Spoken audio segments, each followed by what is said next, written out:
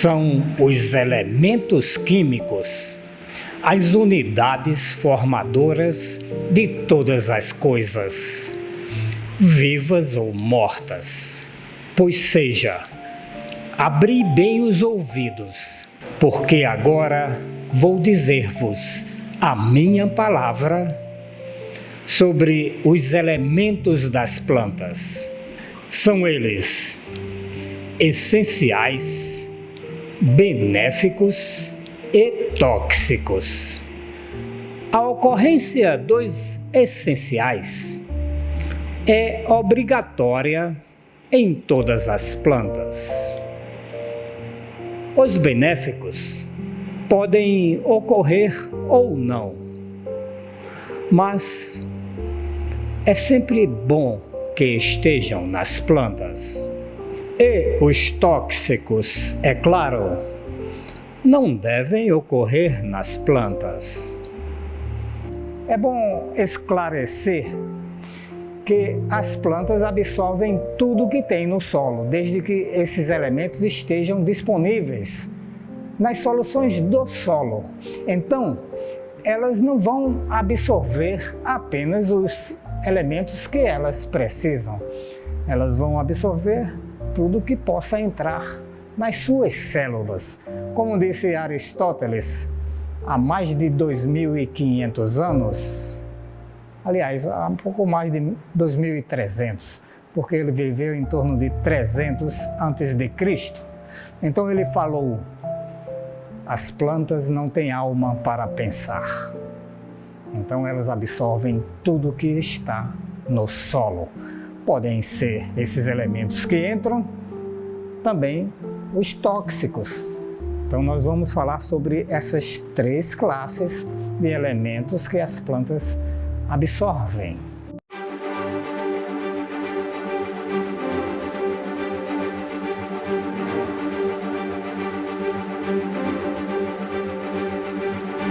Dos 118 elementos químicos da tabela periódica, 17 são essenciais para todas as plantas superiores.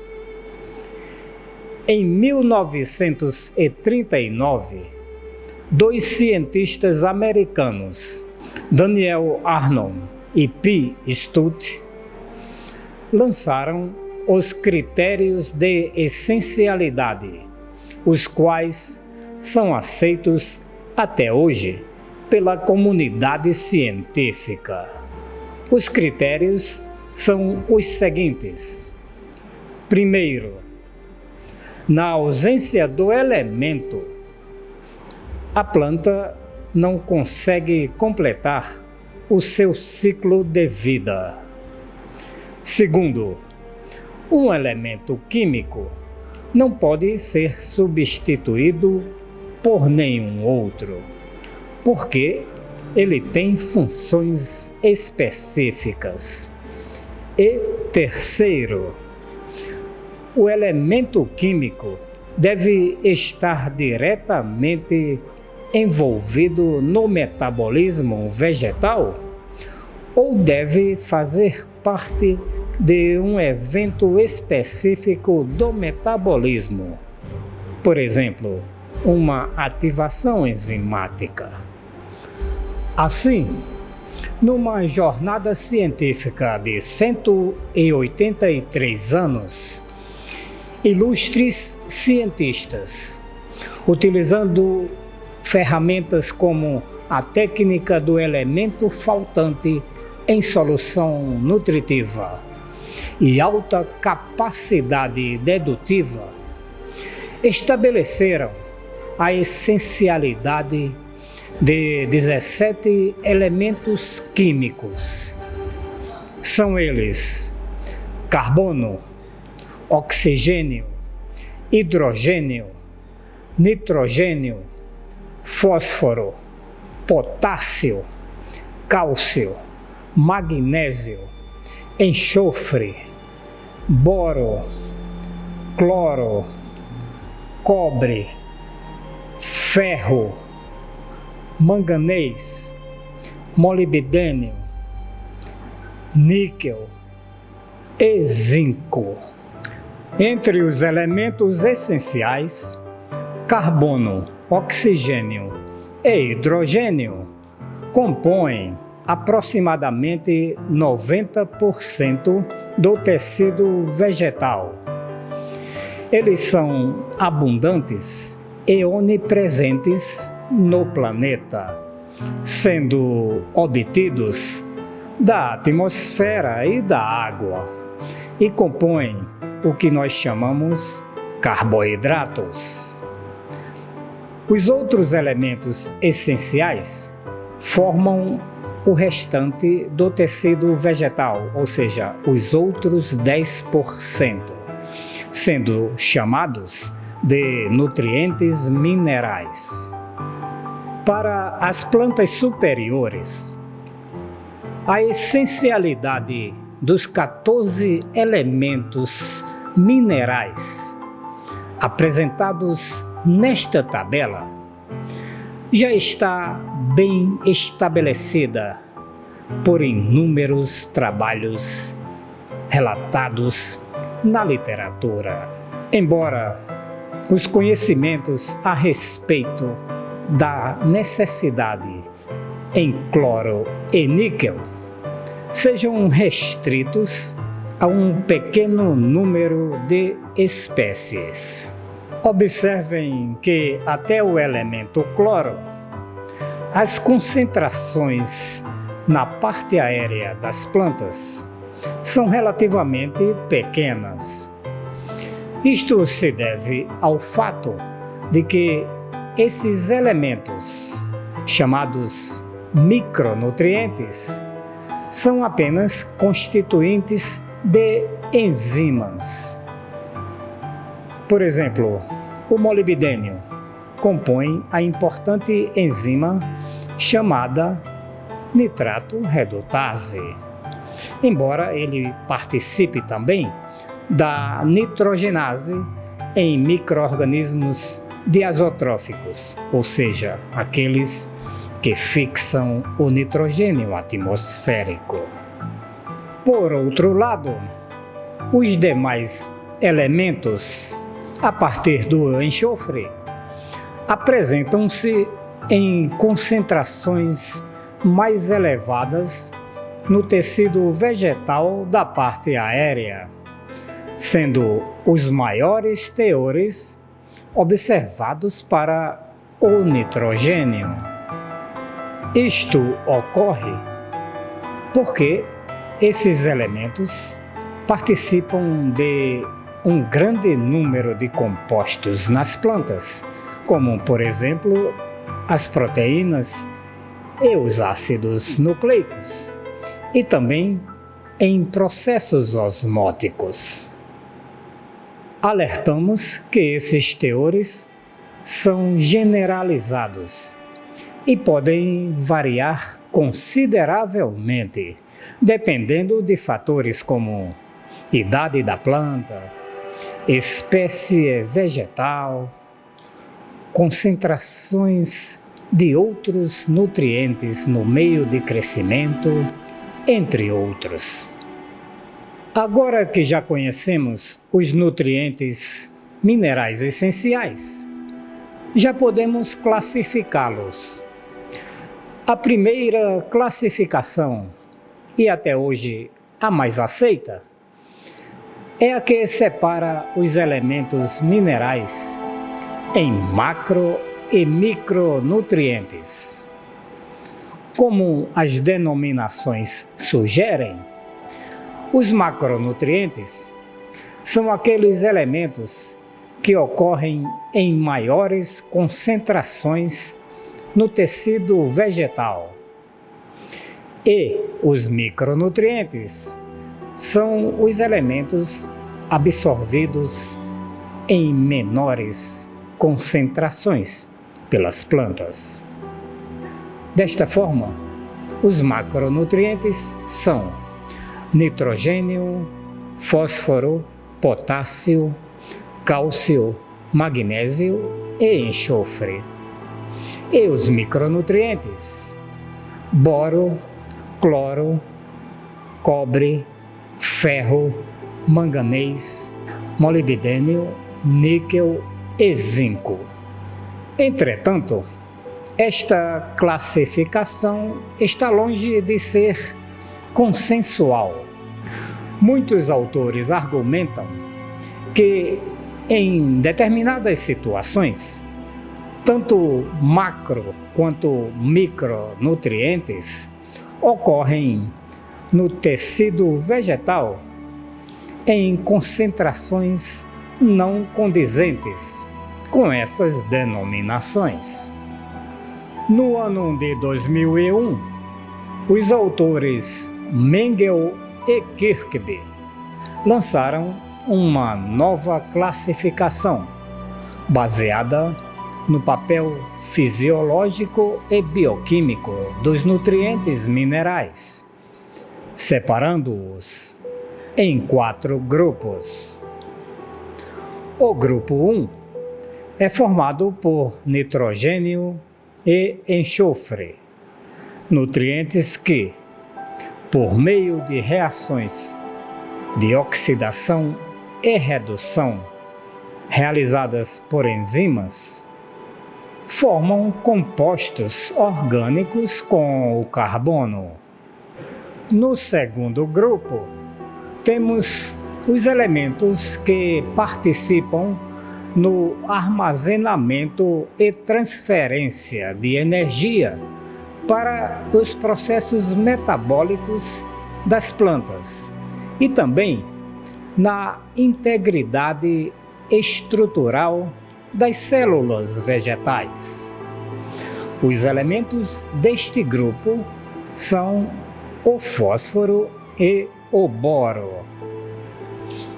O terceiro grupo é formado por elementos que estão presentes no tecido vegetal como íons livres dissolvidos na água do vegetal ou como íons eletrostaticamente ligados a substâncias, como, por exemplo, os ácidos pépticos da parede celular.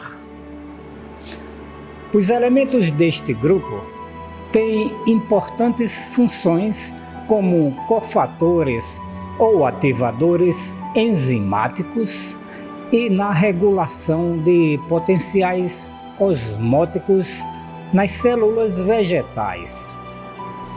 Os elementos deste grupo são os seguintes: potássio, cálcio, magnésio, cloro e manganês. Finalmente, no quarto grupo, vamos ter os elementos minerais que têm importantes funções em reações que envolvem a transferência de elétrons. Desta forma, este grupo é formado pelos elementos ferro, cobre, zinco, molibdênio e níquel.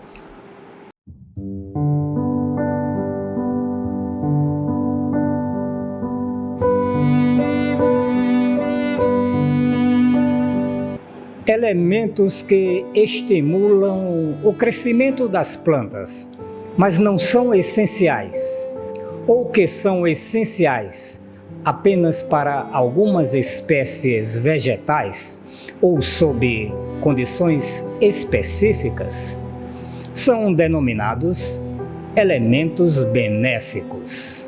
Esta denominação se aplica particularmente a 3 elementos: silício, sódio e cobalto.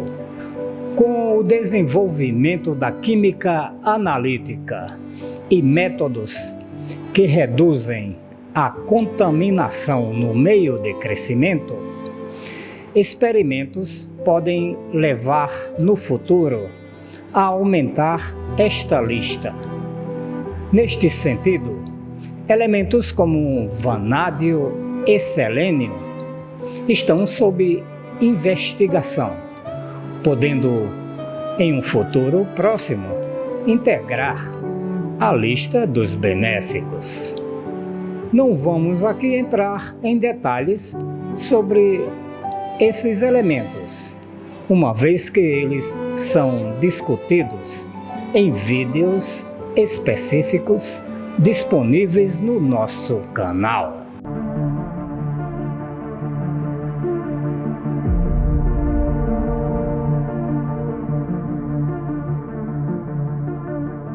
E os elementos tóxicos? Esta é uma questão muito relativa. A toxidez provocada por um elemento químico depende da quantidade absorvida pela planta. Por exemplo, elementos como ferro, cobre, manganês e zinco podem se tornar tóxicos para as plantas, mesmo em baixas concentrações, porque eles são micronutrientes. Ainda como exemplo, citamos o caso da toxidez de alumínio e manganês em plantas cultivadas em solos tropicais ácidos. O baixo pH desses solos promove altas concentrações de formas disponíveis desses elementos e, assim, a ocorrência de toxidez em plantas de importância econômica é muito comum, havendo inúmeras evidências na literatura sobre esse problema. Assim, na lista dos elementos tóxicos, vamos considerar apenas os metais pesados não essenciais que podem ocorrer em formas disponíveis no solo, tais como cádmio, chumbo, mercúrio e crômio. Conceitualmente, metais pesados são aqueles elementos que apresentam densidade acima de 6 gramas por centímetro cúbico e podem se originar a partir de processos naturais, como o intemperismo de rochas e minerais que dão origem ao solo, ou processos antrópicos, como o uso de fertilizantes e corretivos contaminados, ou o uso de defensivos agrícolas, portadores desses elementos. Eles podem se originar também a partir de rejeitos industriais e de mineração e da queima de combustíveis fósseis. Nesta tabela, mostramos elevadas concentrações dos metais pesados cádmio, níquel e chumbo em fertilizantes químicos e fosfatos naturais utilizados na agricultura. Alertamos que o uso continuado de produtos com essas características pode contribuir para incorporar elementos tóxicos para plantas e animais na cadeia alimentar, causando sérios problemas ambientais. Nesta figura, observamos que a aplicação de doses crescentes de fósforo proveniente de um fertilizante portador de cádmio promoveu a absorção deste elemento por plantas de milho. Isto comprova a hipótese de que o uso de fertilizantes portadores de metais pesados tóxicos contribui para a entrada desses elementos no tecido vegetal e, consequentemente, na cadeia alimentar.